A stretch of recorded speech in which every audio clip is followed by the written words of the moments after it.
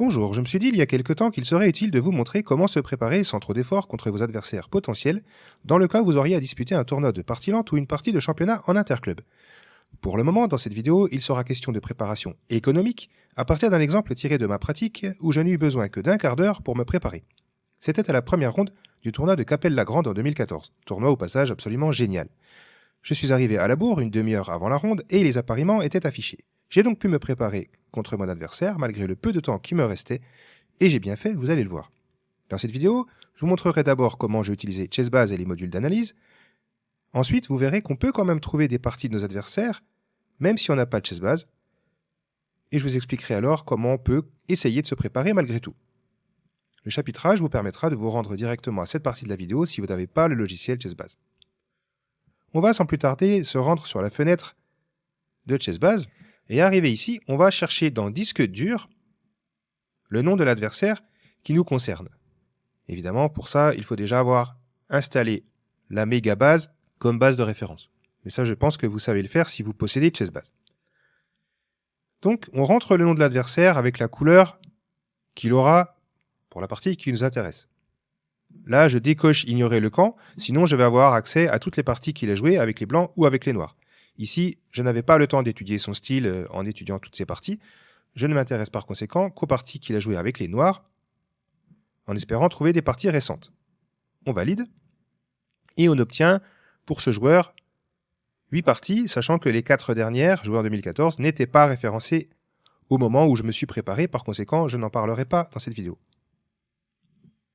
Je me suis penché plus particulièrement sur les 2 parties qu'il a jouées en 2010 et 2012, premièrement parce que les parties de 2006 étaient déjà un petit peu anciennes, et deuxièmement parce que je suis un joueur de E4. Je ne m'intéresse donc pas aux parties qu'il a jouées contre D4. En 2010, il a joué E4, E5, et en 2012, il a changé, il a joué E4, D5. Il y a 2 explications à cela, soit il a un répertoire varié, dans ce cas-là ça va être compliqué de se préparer, soit il a changé de répertoire en cours de route. Étant donné qu'il y a peu de parties de lui sur la base, je me dis qu'il joue peu de parties, et qu'il est plus probable qu'il ait changé de répertoire. Je vais donc me concentrer sur cette partie jouée en 2012 contre Bilal Belhassen. C'est une Scandinave, donc déjà, première bonne nouvelle, puisque la Scandinave a quand même la réputation de laisser un avantage correct aux blancs. Et aux joies, je vois qu'il joue la variante avec Dame D8, qui est vraiment passive, et qui a mauvaise réputation, mais je n'ai pas vraiment de répertoire contre cette variante. C'est donc l'occasion de trouver la meilleure réponse contre cette ligne. Ici, l'adversaire d'Anthony Manet a joué Fou C4. Ça correspond à ce que j'aurais moi-même envie de jouer, donc on va regarder un petit peu plus loin. Cavalier F6, et là, cavalier F3, encore un coup que j'aurais joué moi, donc je vais probablement jouer ça dans ma partie contre Anthony Manet, ça c'est sûr. Les noirs ont continué par Fou F5, et là, Bilal Belhassen a joué petit roc, suivi de H3. Et là, je me suis dit, en regardant la partie rapidement, c'est quand même pas possible de jouer petit bras comme ça sur une variante aussi passive que Dame D8. Et on pense naturellement à un coup comme cavalier E5 ici. Ça a l'air intéressant. Mais pour s'en assurer, il faut vérifier que c'est un bon coup et essayer de comprendre pourquoi il fonctionne ou pas. Pour ça, il y a 2 choses à faire. Premièrement, c'est de regarder dans les références, c'est-à-dire dans les parties référencées avec cette position. Donc on clique ici et on va voir les parties qui vont arriver. Donc évidemment, selon la puissance de l'ordinateur, ça mouline un peu. Et effectivement, on obtient quelques parties avec le score pour les blancs qui va s'afficher. Parce que le score qui s'affiche ici, c'est toujours le score des blancs, et manifestement, c'est une bonne variante pour les blancs, puisqu'il y a 80% si les noirs jouent E6, ce qui semble le coup le plus logique, donc c'est là-dessus qu'on va se concentrer. Cavalier 5 n'est manifestement pas une erreur, surtout qu'on regarde le Hello des joueurs, il y a des 2003 qui ont joué ça, plein de 2300, c'est donc une ligne forte. Et en parallèle, j'ai envie de savoir ce qu'en pensent les modules d'analyse, parce qu'il y a peut-être des nouveautés qu'ils pourraient apporter. Pour ça, il faut installer les modules si ce n'est pas déjà fait. Donc, vous allez aller sur les sites internet où ces modules sont disponibles gratuitement. Je prends l'exemple de Stockfish. Donc, on se rend sur le site internet de Stockfish, on télécharge le module et on va le chercher en cliquant ici. On va le chercher là où on l'a téléchargé, en cliquant là, et on installe l'application en cliquant dessus tout simplement. Donc là, c'est déjà fait. Je ne vais pas le refaire, évidemment.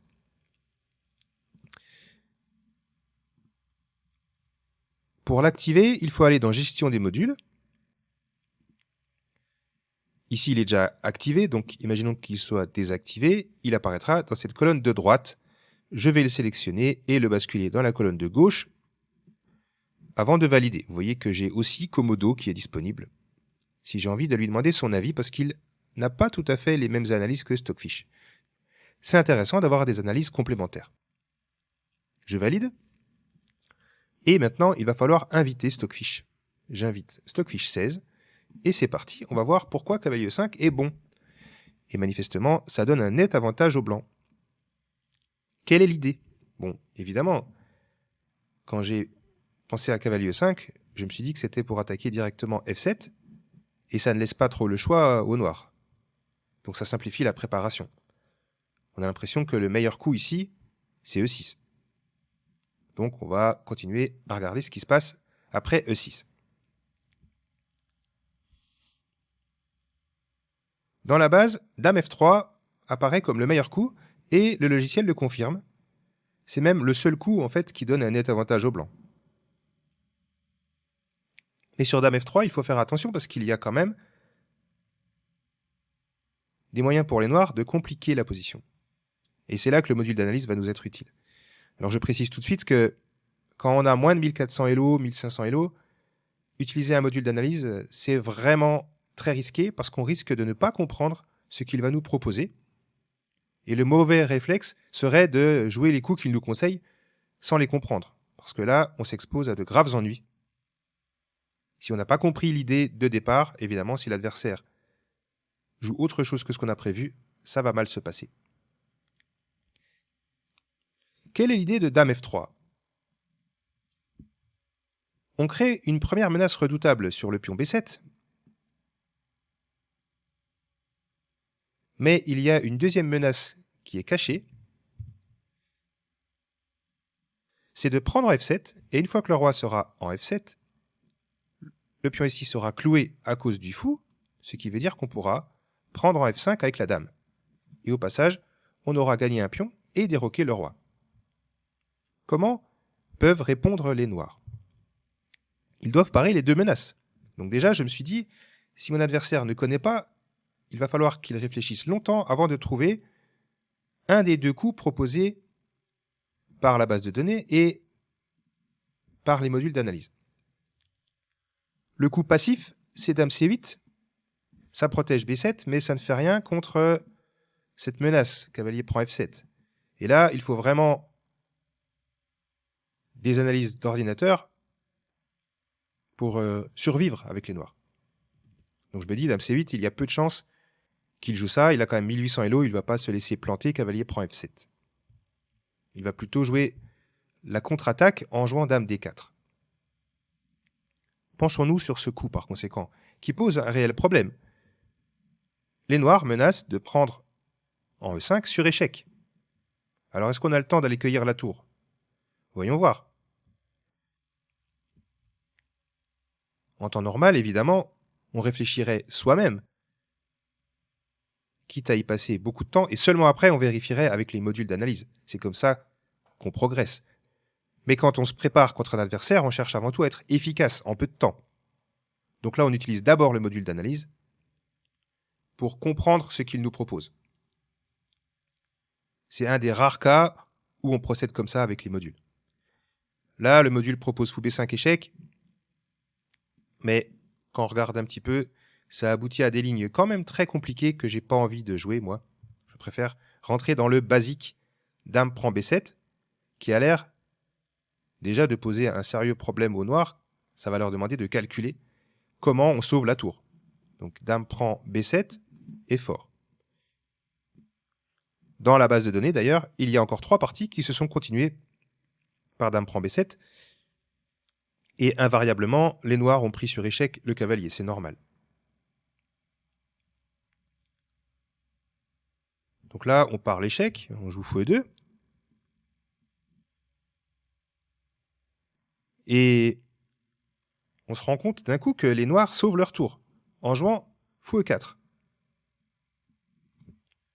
C'est embêtant parce qu'on a quand même perdu une pièce. Si on n'arrive pas à gagner la tour, comment on va faire? L'échec en C8 déroque les noirs, mais les blancs n'auront pas de compensation suffisante. C'est là que le module nous est utile. Parce qu'on se rend compte que cavalier prend E4 force les noirs à reprendre avec la dame, et que maintenant, après l'échange des dames, il y a une pointe, c'est-à-dire quelque chose de très difficile à voir en amont, c'est que le cavalier est sur la même diagonale que la tour, ce qui permet fou F3. Et là, les blancs vont récupérer la pièce. Le cavalier ne peut pas s'en aller. Si on le protège avec F5 avec les noirs, alors il y a D3, et de toute façon, on va récupérer le matériel avec une magnifique position à la clé parce qu'on a gagné la paire de fous et la structure de pion des noirs est très dégradée. Vous allez le voir dans la ligne principale. Les noirs n'ont plus vraiment le choix. Ils sont obligés de sacrifier leur cavalier en F2 pour récupérer au moins un pion. Comme ça, ils attaquent la tour au passage, ce qui force les blancs à prendre en F2. Pendant ma préparation, j'ai arrêté l'analyse ici, puisqu'on vient de terminer une longue séquence de coups forcés. On est manifestement mieux avec les blancs et on a une position facile à jouer. Qu'est-ce qui fait que les blancs sont mieux? La paire de fous, tout d'abord, dans une position ouverte. Ça, c'est un facteur très net au niveau de l'avantage. En plus, ce fou rayonne et va forcer les noirs à jouer C6, maintenant ou après l'échec en C5. Autre facteur durable, c'est la structure de pions. Les noirs ont 3 îlots de pions contre 2 îlots pour les blancs. Autrement dit, les pions noirs vont être plus difficiles à défendre, surtout le pion qui sera en C6, puisqu'il sera sous le feu permanent du fou. Donc, en voyant ça, je me suis dit qu'il était vraiment raisonnable de rentrer dans cette ligne. Elle n'est pas gagnante, mais elle donne un avantage confortable. Et je me suis dit, si par chance j'arrive dans cette position, j'aurai probablement beaucoup d'avance à la pendule. Parce que mon adversaire aura dû dépenser beaucoup de temps pour trouver tout ça. Alors, voyons voir comment s'est déroulée la partie maintenant. Je suis arrivé à l'heure à la ronde, et j'ai joué E4, évidemment, je ne vais pas changer d'ouverture, en espérant que mon adversaire va continuer à jouer la Scandinave comme il l'a fait en 2012. Et là, oh joie, il joue D5. Donc, j'ai pris en D5, dame prend D5, cavalier C3, et là, il a joué à tempo, dame D8. Quand un adversaire joue à tempo ses coups d'ouverture, cela veut dire qu'il récite. Et là, intérieurement, je me suis dit, peut-être que j'ai bien fait de me préparer. Fou C4, cavalier F6, cavalier F3 et fou F5. Il joue toujours la même chose. Très bien. J'ai fait mine de réfléchir quand même 5 minutes ici. Pourquoi? Parce que ça peut brouiller les pistes. Il faut éviter de montrer à l'adversaire qu'on est préparé. C'est bien de lui faire croire qu'on est déjà plus trop en terrain connu. Donc cavalier E5, je l'ai joué au bout d'un certain temps, 5 minutes à peu près, et mon adversaire a joué E6 à tempo, et j'ai enchaîné avec dame F3, là encore, en faisant mine de vérifier,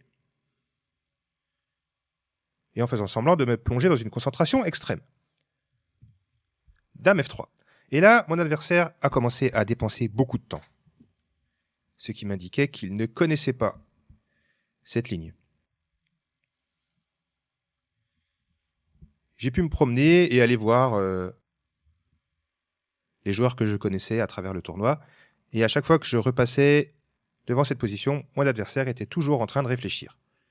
Très bonne nouvelle. Il a fini par jouer dame D4 comme prévu. Il ne s'est pas lancé dans dame C8 qui était beaucoup trop compliqué. Donc dame D4 a l'air de contre-attaquer de manière satisfaisante. Donc j'ai enchaîné. Dame prend B7. Et là par contre, j'ai joué à tempo.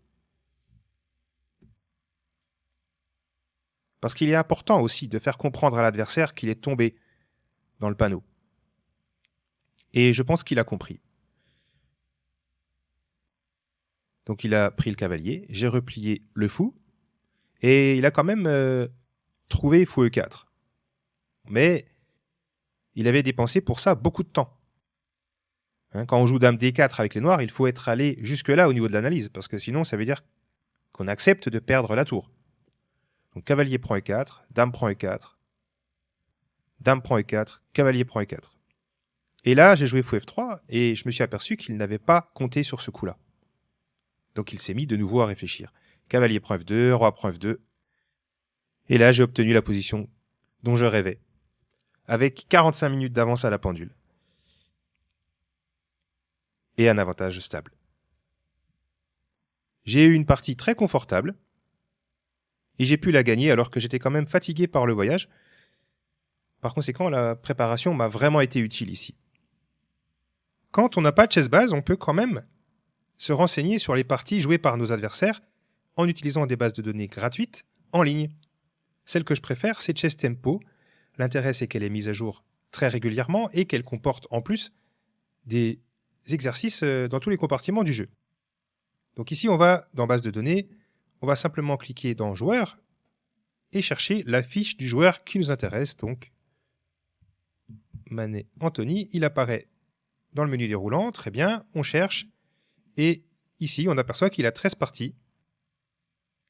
On a son classement minimum et son classement maximum, au passage. Et on a l'arborescence de toutes les ouvertures qu'il a jouées. Ici, il n'y en a pas assez pour pouvoir faire des statistiques, mais dans certains cas, contre des joueurs qui jouent beaucoup, cette fonction peut nous permettre de déceler les points faibles de notre adversaire. Pour ceux qui ont zappé la partie consacrée à ChessBase, je précise que les parties jouées en 2014 n'étaient pas référencées au moment où je me suis préparé. Par conséquent, je n'ai eu que 2 parties à me mettre sous la dent et j'ai choisi de me concentrer sur la plus récente, celle de 2012, pour savoir ce que mon adversaire risquait de me jouer. Elle est là, Belhassen, Manet, 2012, très bien. Évidemment, si vous n'avez pas de ChessBase, prenez quand même le temps de regarder les autres parties qu'il a jouées en fonction des ouvertures qui vous intéressent. Pour consulter les parties, il faut juste cliquer ici, partie dans nouvelle fenêtre, et on peut faire défiler la partie. Vous noterez au passage qu'on a l'arborescence des ouvertures. Donc on peut travailler comme avec les références de ChessBase, avec cet arbre qui va évidemment s'élaguer au fur et à mesure qu'on va avancer dans la partie. Maintenant, comment télécharger cette partie si on veut l'analyser avec un module? Eh bien, il faut aller sur cette icône-là, télécharger PGN, on clique, ça télécharge le fichier, et ensuite on va aller sur Lichess pour étudier cette partie. Quand on arrive sur Lichess, on va dans Outils, Échiquier d'analyse, et on va aller copier et coller la partie qui nous intéresse, celle qu'on a téléchargée tout à l'heure, simplement en utilisant le bloc-notes par exemple, ou n'importe quel outil de traitement de texte. Donc on va faire copier et coller. Tout simplement, sans oublier de cliquer ici, importer le PGN. Et on entre dans la partie qui nous intéresse. Alors évidemment, ceux qui ont déjà regardé la première partie de la vidéo, ils connaissent l'analyse que j'ai faite de cette partie, donc ils n'auront pas beaucoup plus ici. Vous verrez qu'avec Lichess, c'est même un petit peu moins profond qu'avec ChessBase, même beaucoup moins. Il y a moins de fonctionnalités. Regardons par conséquent cette partie pour voir si on peut s'en inspirer pour se préparer efficacement. Donc E4, D5, prend D5, Dame prend D5. Manet a joué la Scandinave et on ne peut pas dire qu'il ait joué une variante ambitieuse puisqu'il a replié sa Dame en D8 après cavalier C3. Les blancs ont continué par fou C4, logique. Cavalier F6. Cavalier F3. Fou F5. Là, on est dans des coups de développement tout à fait normaux.